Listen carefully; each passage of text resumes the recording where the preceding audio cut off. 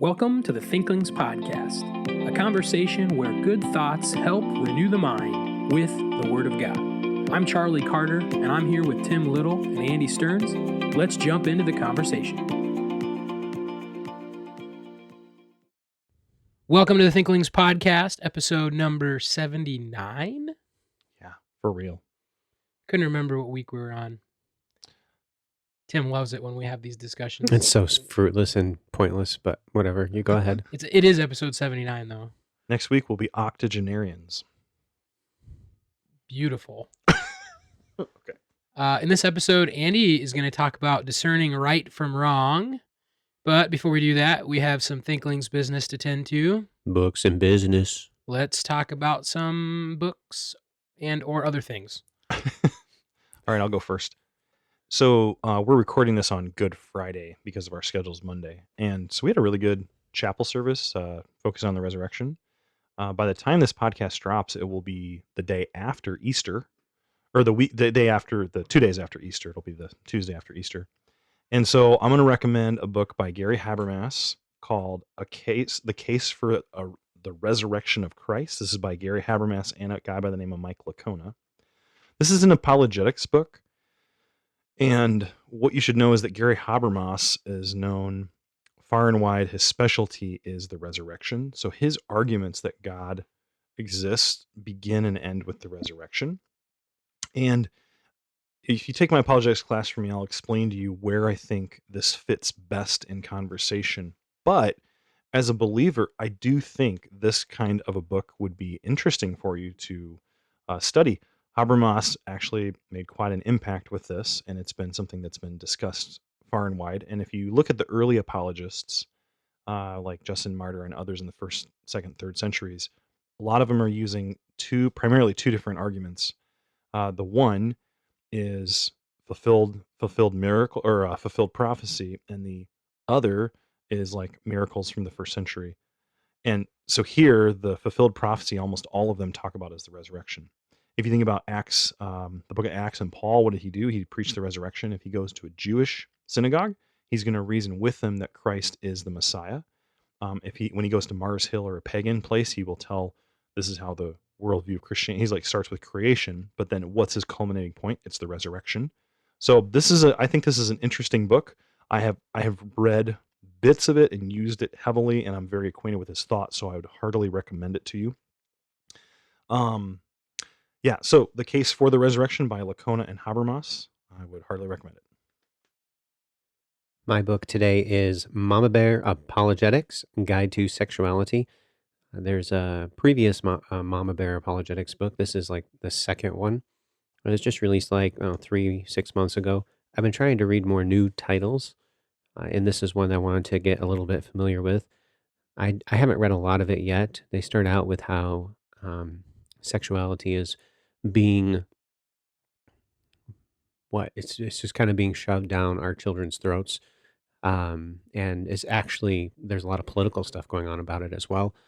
It's kind of remember that in the Song of Songs you have the adjuration refrain, "Do not stir up nor awaken love until it pleases," and our culture has basically rejected that advice and said intimacy is a really good thing, and the sooner somebody can get involved with it, the better, because it's good. It's a completely opposite message from the song. And furthermore, the culture's perception of intimacy is, of course, extremely skewed, and that is filtering its way into popular media. The authors start out with, in the introduction, this kids show, which was promoting the sexual agenda of our culture, and how even in this kids cartoon show, there was like a girl and a girl that liked each other or something like that. So that's what this is about. And they walk through just the various things associated with intimacy. The chapter I really wanted to check out was chapter 12 on purity culture. There's a lot of discussion and writing about purity culture right now, and most of it is very one-sided against purity culture, against the oaths, against the everything, which of course I've kind of been like, well, purity culture, yes, it had its problems, but they were in favor of one thing that's really important called purity. And that's still kind of an issue. So this book actually was very balanced in their approach to purity culture. There was one section I was like, I'm not sure there, but the vast majority of the pretty long chapter on purity culture was a I'd say it's the best presentation of the movement, pros and cons that I had seen. So yeah, I've been pretty impressed with this so far. Mama Bear Apologetics Guide to Sexuality. I'm probably not going to read the rest of it. That was the main component I was after. Yeah.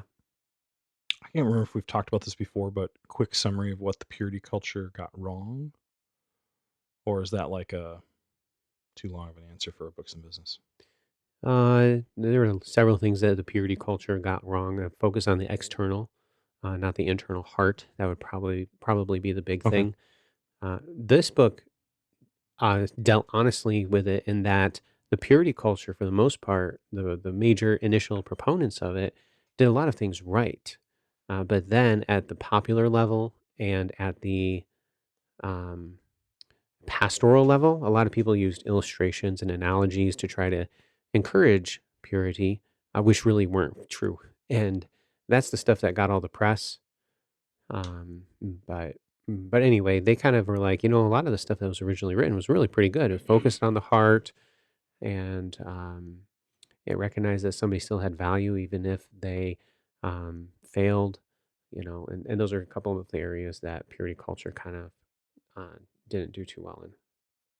Okay, that's very helpful. That might be something worth doing a Yeah, whole I episode could on maybe put because you've done together a lot of some study. notes. Yeah, Hmm. I know that that's been in the news a lot with Josh Harris's deconstruction and Hmm. apostasy, and there's been a number of people who have like rebelled against that. And then when I've heard it, I've thought, what? I'm confused. But like the flower that gets passed around illustration and all that, Yep. I it makes sense why that would be the problem. Or does she talk about the promise that if you just do it this way, you'll have like the most fulfilling life ever? Yes.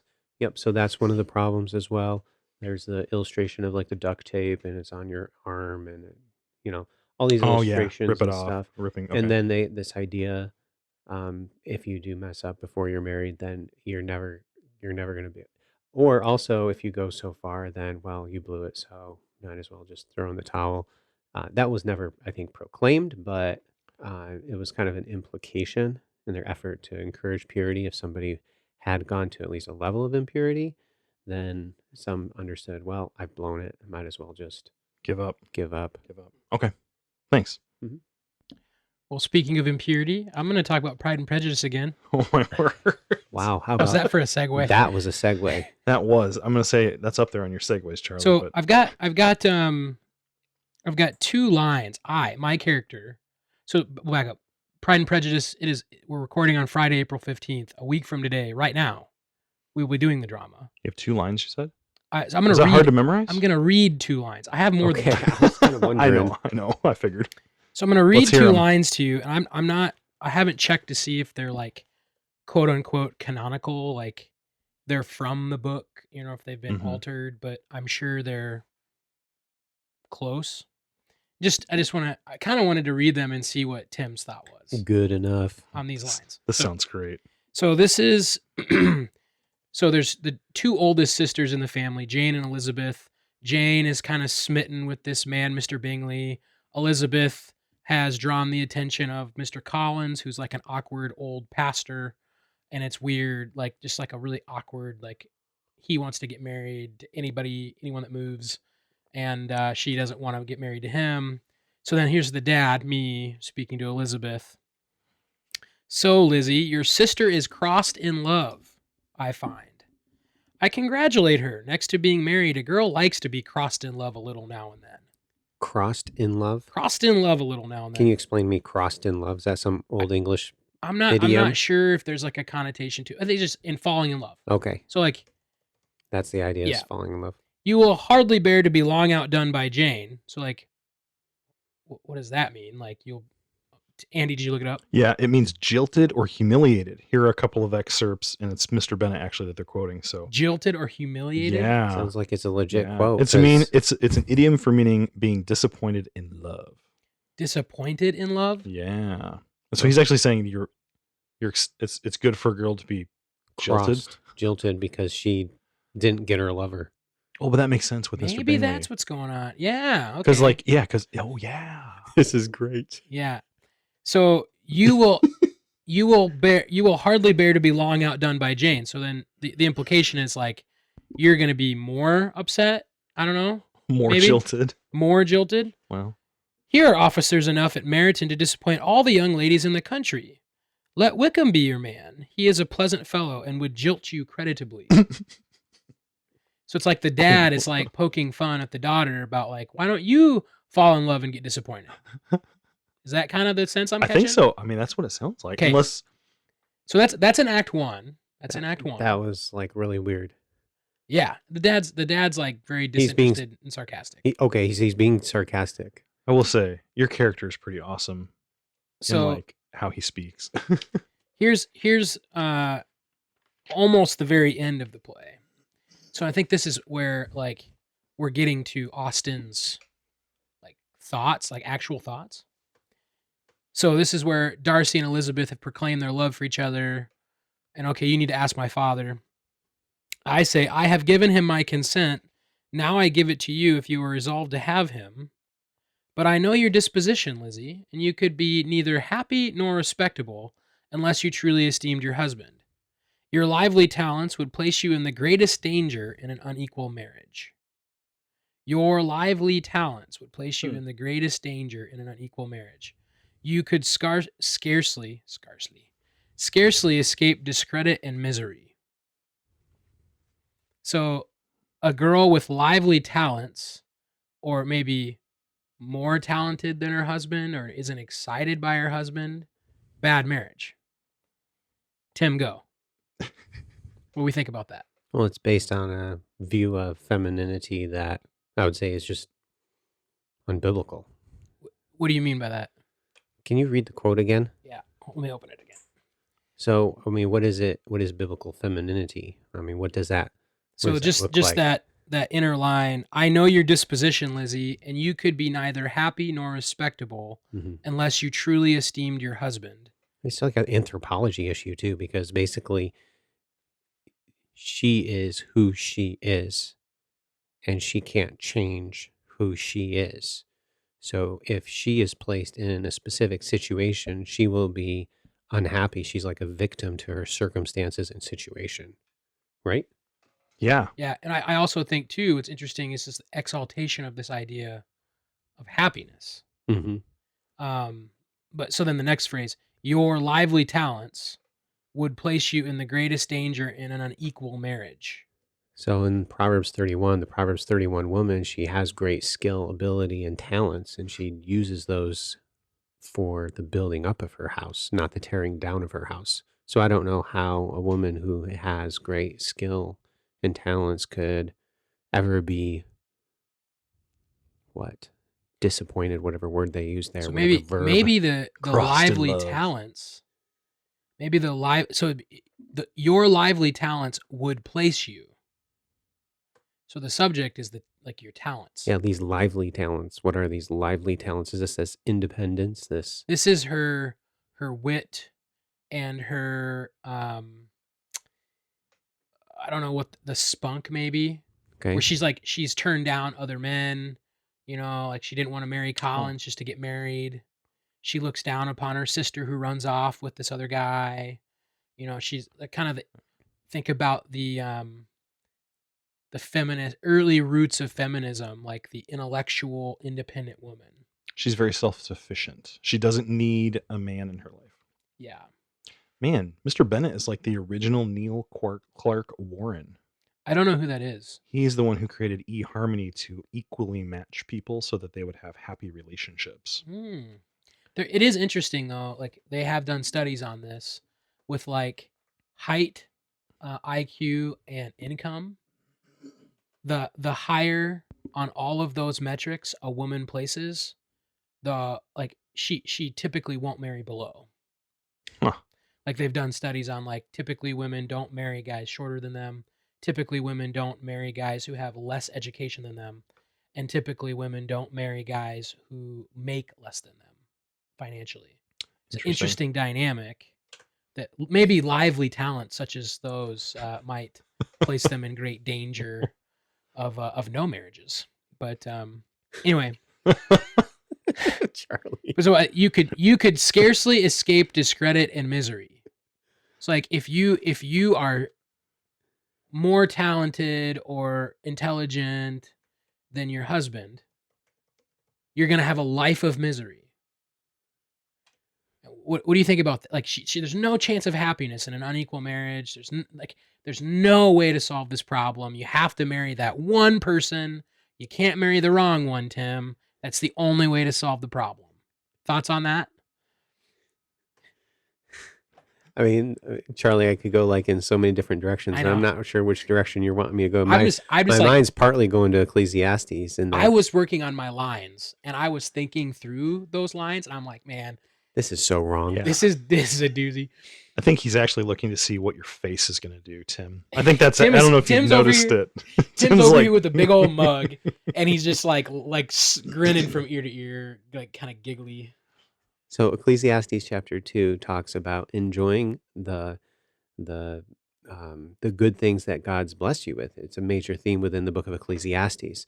And this line, it portrays this union that she would potentially have with this guy as being unfulfilling, so that she won't be able to enjoy life.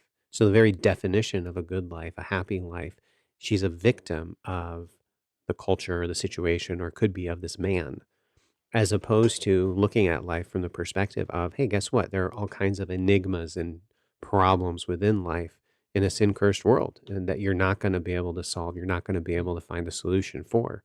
Well, how do we live in light of that? Maybe we should just look at the things that God's blessed us with and thank Him for the food, for the drink, for the labor which He's given us. And those are the things that you can enjoy, according to Ecclesiastes 2:24, 3:15, and chapter 5, verses 18 through 20, and a bunch of other places.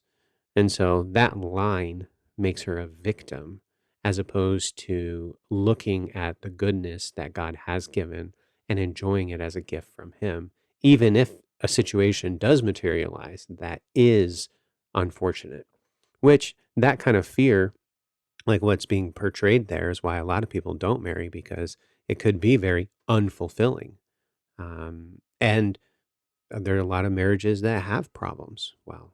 We're getting into All very good, Ooh. good qualification. a All good marriages do have problems, because you have two sinners that are married to one another. What is God doing, though, through those problems? Yep. sanctifying. He's Yep. sanctifying us. Yep. And that's why God's original design was that you'd have a husband and a wife. In the Garden of Eden, man's by himself. And what does he say? It's not good that man should be alone. And so he creates a woman. The natural way, I recognize exceptions, the natural plan that God has is that a couple would marry. And that is a sanctifying experience. And we see that through the wisdom literature, the Song of Songs particularly. The most sanctifying component of that God can use in a family is a husband or a wife. Yeah. I will just say one more thing, that you should come to play. You should. It'll be good. And you can critique it while we act it. But you want to give us a quick preview of the episode? Sure. Andy? Yeah. I was reading that book a while back, Jerry Bridges' book, The Pursuit of Holiness. And in his 9th chapter, he gives us a way to identify if something is a sin. Now, he's not talking about clear statements of sin like murder or adultery or taking the Lord's name in vain.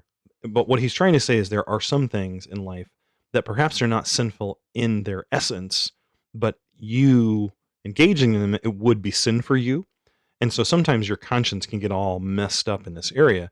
And so he has 4 helpful questions that someone shared with him. And so in this podcast episode, we're just going to talk about those. And I will say that these are the kind of questions that I think are worth putting them on a note card and shoving that thing in your Bible for your devotions and come back to them regularly. I do think it'd be very helpful for you. So that's what we're going to talk about. Let's have a conversation about sin. I finished a while back the book, The Pursuit of Holiness by Jerry Bridges. And in that book, he is talking about, in chapter 9, he talks about putting sin to death. So how do you stop sin in your life? When you see it, how do you address it? It's a very practical chapter. But an issue comes up, and I think we could maybe talk about it right here at the beginning. Some kinds of sin are easy to identify with a simple skim through the commands and the prohibitions of Scripture. So I want you guys to give me some examples of sins that would be easy to identify. They're obvious, they're not unclear.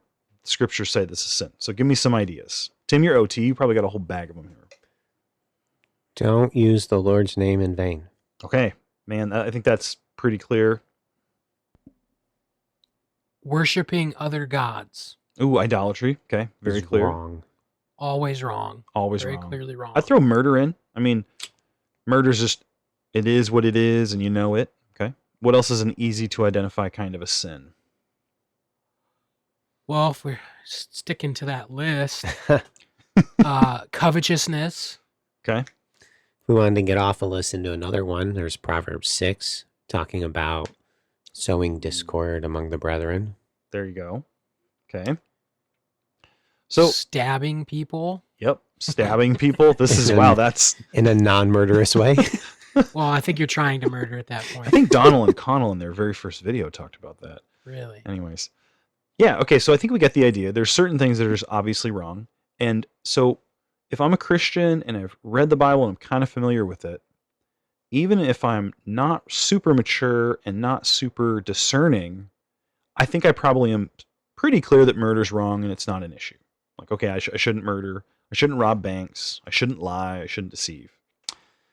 But Bridges brings up that there's other sins that are more challenging to identify.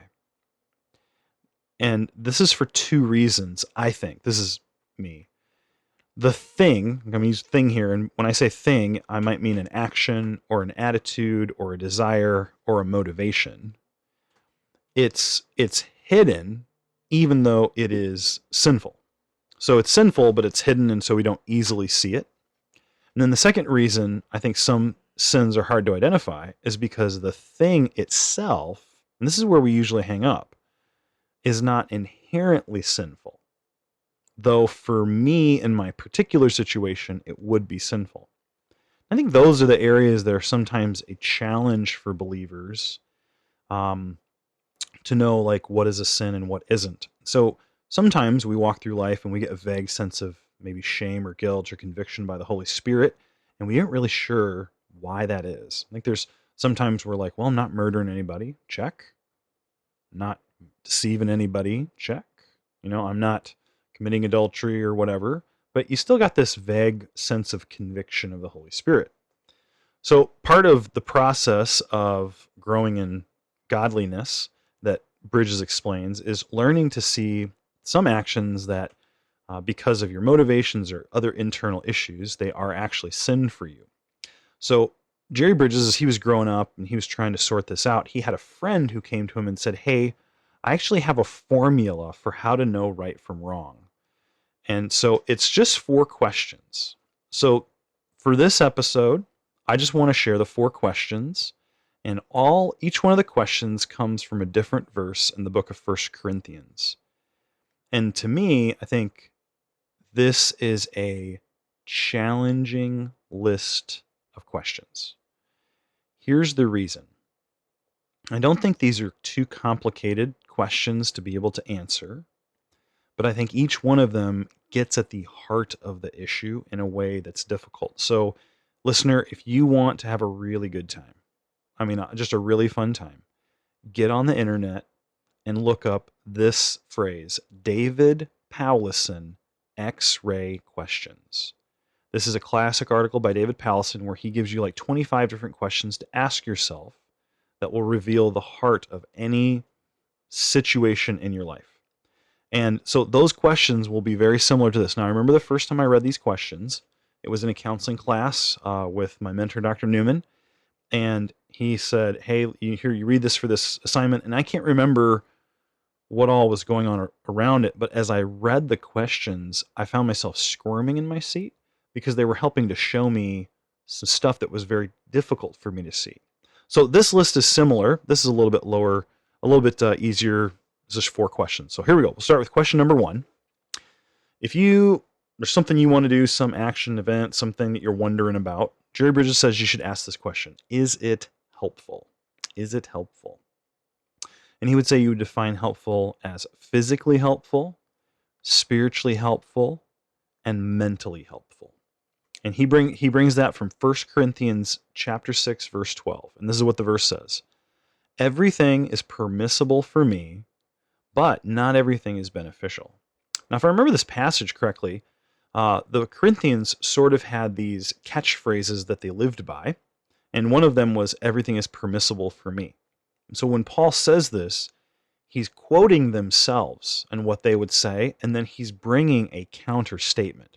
So when they say, everything's permissible for me, I'm saved, I'm forgiven, whatever it is, he would then say, yes, but not everything is beneficial. So here's my question for you guys. If I'm going to ask if something's a sin, but the question I have to ask is it beneficial? Why would that be hard for me to answer? Or why might I chafe at asking that kind of a question? Any thoughts? Well, a lot of the things that we do because we want them, because they serve ourselves. And so if it's something that's helpful, the idea of it helping means that it must serve a purpose for assisting either myself or assisting somebody else. So if it's simply something that it's an indulgence that I am going to enjoy, it's like a pleasure that I'm just going to enjoy, then is it necessarily helpful? I think it would exclude a lot of things that would then make us uncomfortable or prick our consciences. That's what came to mind right away. I don't know if maybe Charlie's got something or you have something to say.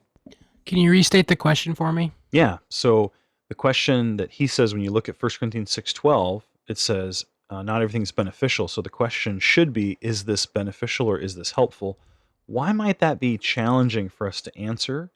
And or why might we chafe at a question like that?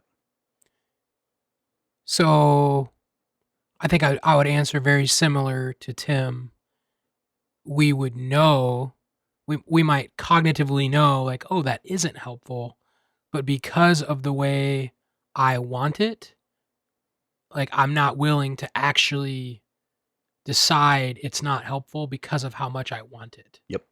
It's like to accurately answer that question would be to take something away that I want. Yes, and that's exactly what I was thinking. And just to maybe be fair to the person trying to answer the question, in sin, you might be completely blind to your resistance to being honest about that question. It's like you are completely ignorant. It's not that you know it and are willfully choosing against, but like you literally don't see that it's not helpful because you're blinded by desire. Yeah. In fact, I think what I would say, I was going to say this at the end of the list, but I think I'm going to bring it up because you brought that point up, Charlie. I remember specifically this verse a long time ago and thinking, really, it has to be beneficial? Like that would be an unlivable life. And I almost discounted it, but thinking about it, really, it's just, well, I wouldn't want to do that. There's a lot of things I'd have to give up, including some of my eating habits. But here, when he says, is it helpful, the other element that's sort of challenging is helpful is a description. And so you have to finish that, like helpful for what? Or helpful to who? Or whom? Or whatever. And so for me to say, is it helpful? Well, it might be helpful for me getting to follow my sinful passion, but that's not what Paul is saying. So I thought that was a good question. It is, not trying to make a pun here, but it is helpful.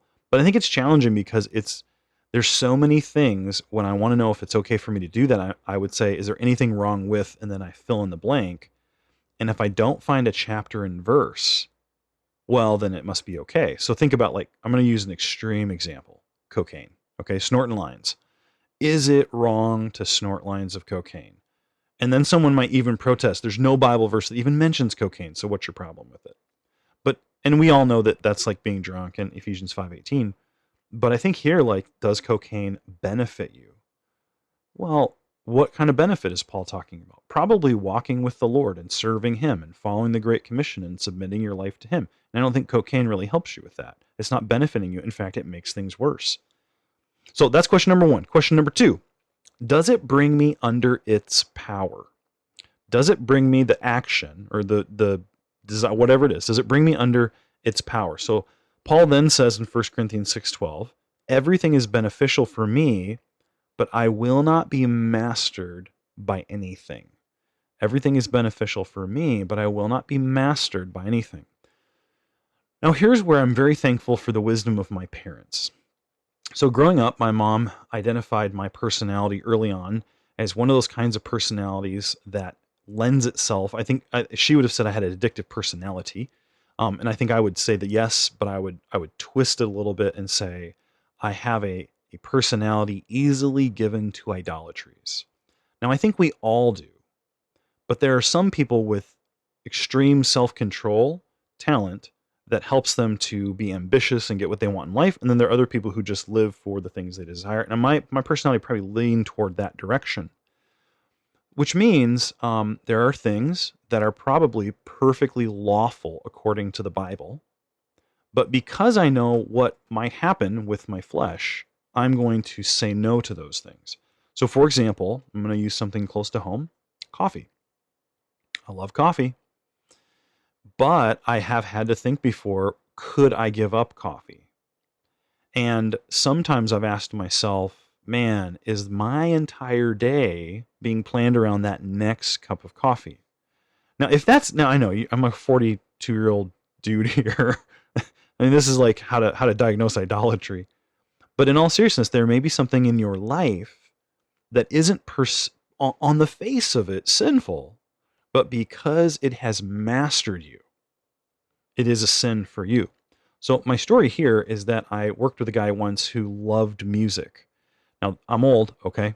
So this guy had 700 CDs, okay? Now, today, it'd be like, I don't know, there's 10 songs, like 7,000 songs in your iTunes account or something. So that's like, what, $7,000 $1 a song?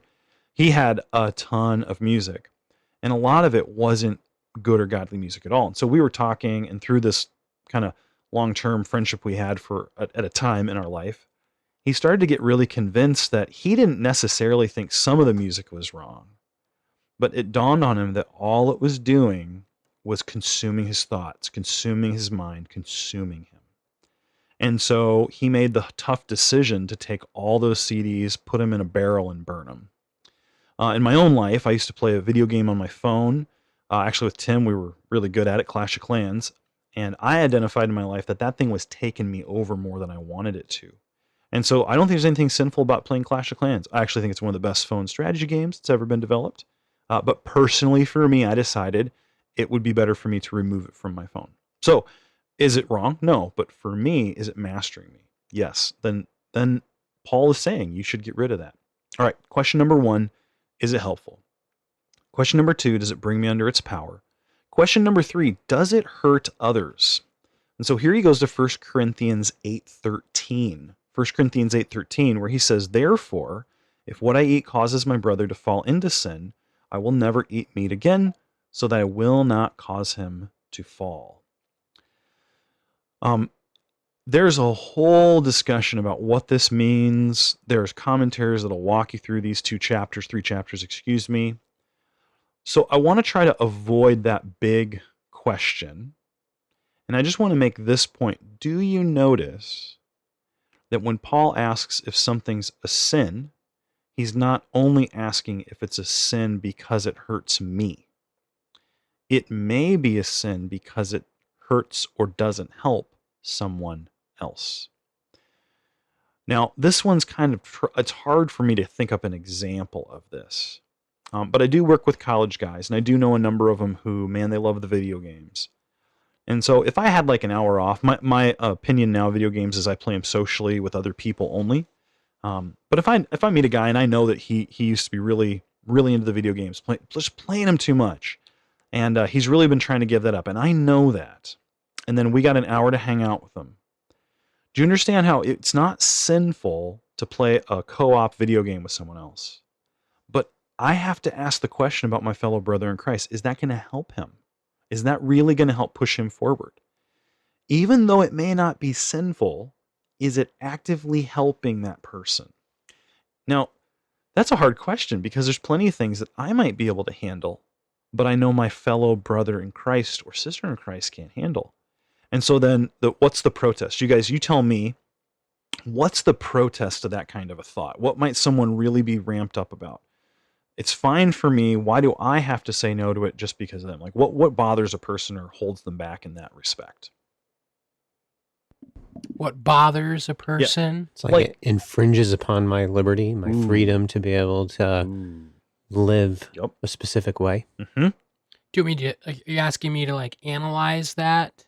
Well, I was just like, why would someone be frustrated about that? And Tim basically answered it. Well, but go ahead, analyze it. Well, yeah. It's a restriction of their desire. Yes.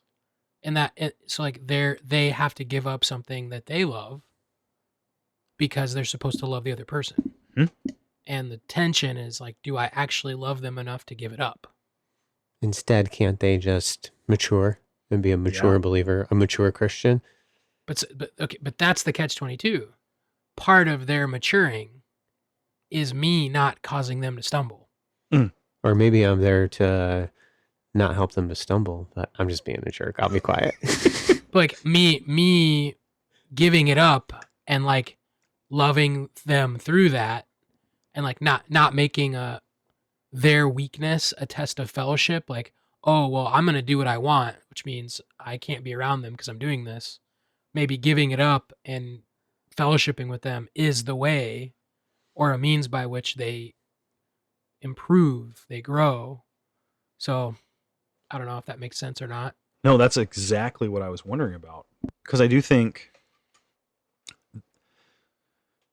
the thing they're being asked to give up in this context, the way we're setting up this discussion is it can't be a sinful thing. But we don't want to be unselfish like that. And we don't want to have to deal with other people. So, that's exactly what I was wondering about. So that's question number 3, does it hurt others? And then question number 4, does it glorify God? Does it glorify God? So here he goes to 1 Corinthians 10:31, and again, we're skipping over the discussion in 8, 9, and 10, and that would be worth your time working through that to understand what's going on. But one of the culminating statements he says is this: so whether you eat or whether you drink or whatever you do it all for the glory of God. So in my opinion, of all the 3 questions, this is the one that really knocks the wind out of you.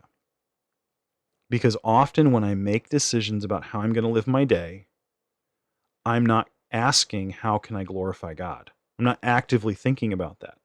I'm either just living my life according to what I want, or I have my own opinions or my own focuses.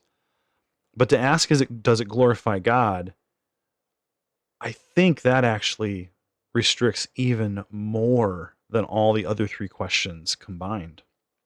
If I'm looking to glorify God, then how I speak, how I spend my time, what I spend my money on, how I serve in church, how much I serve in church, how much time I spend at home, how I behave as a coworker, as a worker, as a family man, those things all take on a devoted to God element. And if I'm not willing to devote those things to God, then I don't think I can say I'm living for the glory of God. So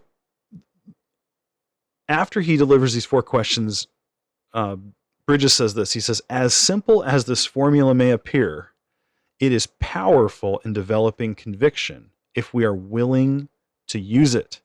These questions can get rather searching, but they must be asked if we are to pursue holiness as a total way of life.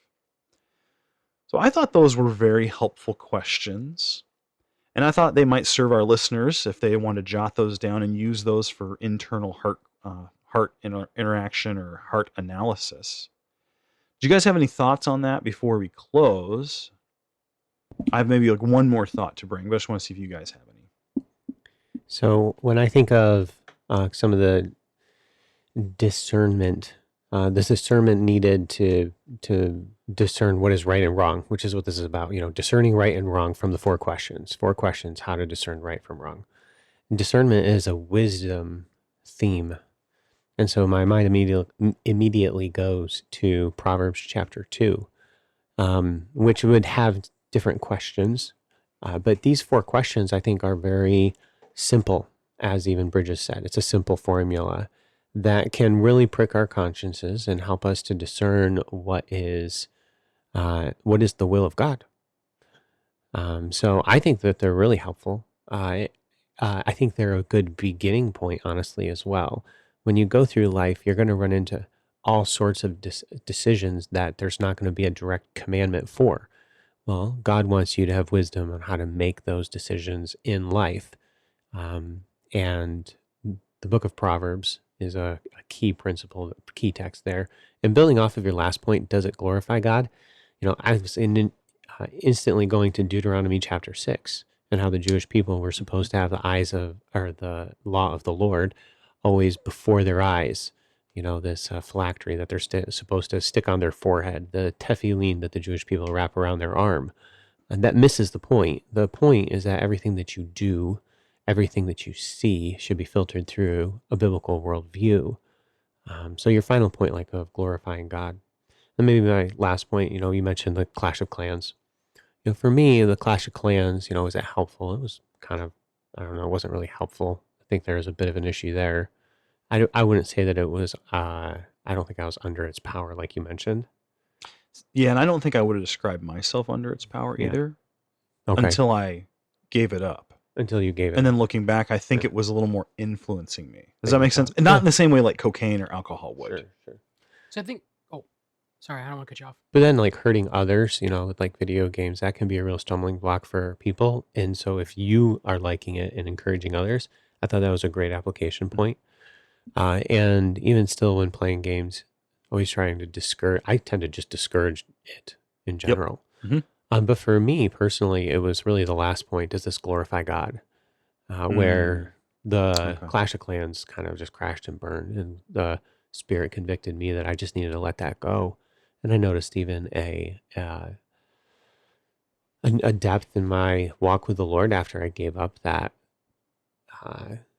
idol, which is what I would call it now. So anyway, really helpful tips, and encourage our listeners to think through it. And you guys got some things to say too. Go for it. I just want to tag on the Clash thing real quick, and then Charlie, you can jump in. So Tim, I do think there was something good to Clash because we had that giant clan at our church, and it did spur some discussion and some community. So, and I would say that that's the challenge. Is I think there's intermixed good points and bad points, and when I'm in it, I saw all the good points, and I would still say that they're there, but then when I pulled out and thought I'm gonna give this up, I did start to see, I think there was more control it had over me than I realized. Mm-hmm. And so I would agree with you too about the glorifying God. I mean, how does it glorify God that I can, knock a castle down and get 3 stars and all that? I mean, design issues, of course, we can think and do things, but I don't know that it brings eternal glory. So thanks. So I would have 2 kind of thoughts. I'm not sure if this is the time to answer them. Maybe we have to come back to it. But thinking through, what does it mean that it has power over you? And there's a verse in Colossians, let the peace of God rule in your hearts. And thinking through, what does that mean? The word rule there is arbiter. So it's actually the peace is the thing that's making the decision. Huh. And so in a moment of trying to make a decision, who's the one making the decision? It's like a really interesting way. Like the peace of God is what makes the decision for you. It is what is the ruler in the heart. Wow. Someone else making the decision would be wrong. You need to let peace rule. Huh. Let it arbitrate. And so if you're interacting with difficult people, but the person is a metaphoric idea, but the person who's making the decision is peace, what would peace always choose? Peace. Oh. So that idea, what does it mean to be under the control or it has power over me? Clash of Clans gets to a point where I am now making decisions based off of Clash. Ooh, that's good. It's the arbiter of my time. That's really convicting. Yep. And so I think you can play video games and it's not the arbiter of your life. Mhm. Yep. But it gets to a point, can get to a point, and this is with any desire, where it becomes the arbiter. So like right now, there's a small group of us in the play. I don't know when this is gonna air, but we pretty much go to Chick-fil-A like every night. That sounds wonderful. And except for Sundays, of course, because it's not open. But like it's like that almost becomes like a guiding factor of what are we gonna do? We're gonna go Chick-fil-A. And it's like, could it get to a point where that's unhealthy? Like Chick-fil-A has a power over me, Hmm. and that's a cute little fun way of saying, you know, a video game, a person, Yeah. a substance, your fear of other people Yeah. could absolutely arbitrate your life. And if you recognize like you're giving power, like that other thing is making your decisions, it in and of itself isn't wrong. But for you, you're idolatrizing something. And it's completely ordering your life.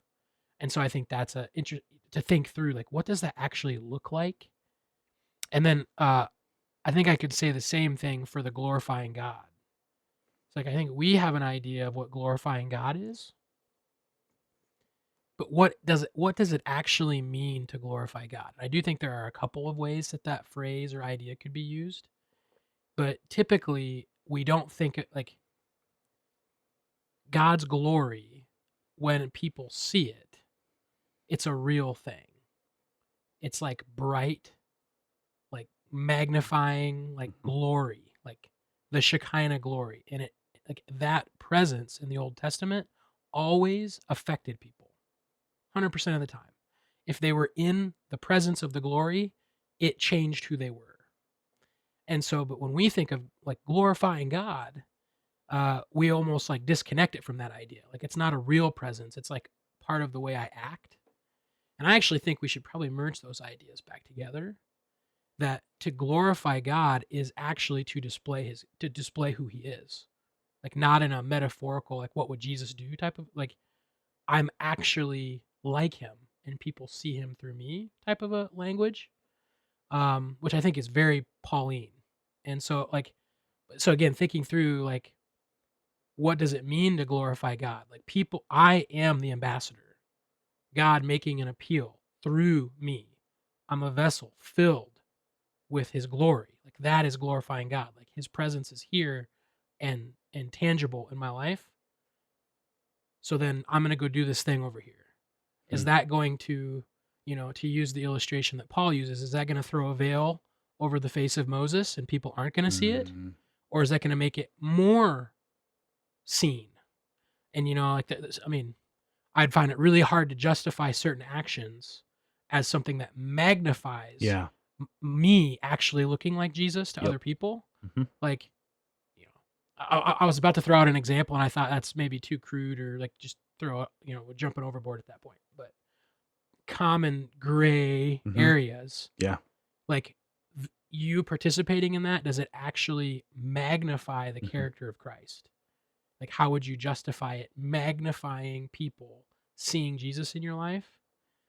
And if you really think that through, there's a lot of things we do that really aren't glorifying to God. Like they aren't removing obstacles to seeing Jesus.